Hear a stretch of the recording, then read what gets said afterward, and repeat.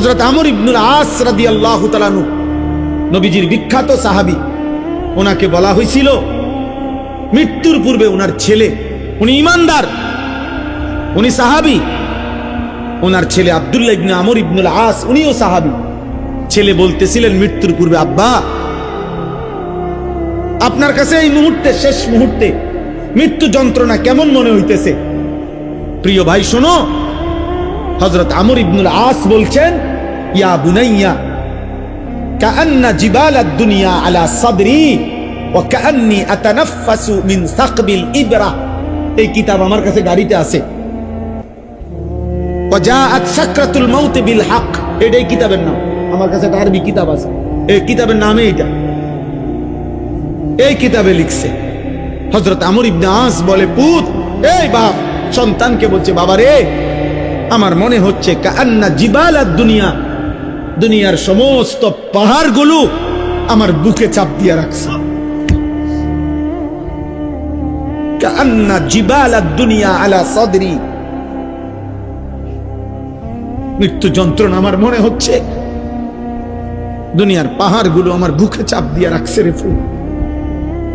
ওয়া কাআন্নি আতানাফাসু মিন সাকবিল ইবরা, আর আমি যেন এই পাহাড় চাপা অবস্থায় আমি যেন সুইয়ের ছিদ্র দিয়া, সাকবিল ইবরা, সুইয়ের ছিদ্র দিয়ে আমি যেন একটু একটু নিঃশ্বাস নিতেছি।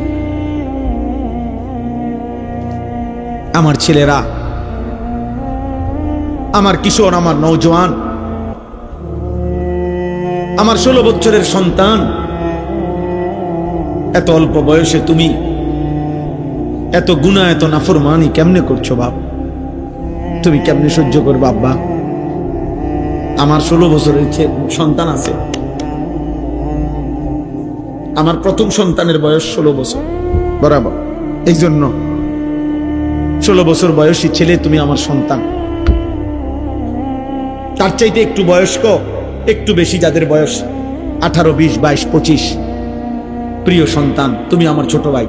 তুমি বলো, গত 365 দিনে তোমরা কোনদিন যারা ফজরের নামাজ পড়ো নাই, আমার সন্তান, কেমনে তুমি মৃত্যুর এই যন্ত্রণা সহ্য করো? বলো ভাই।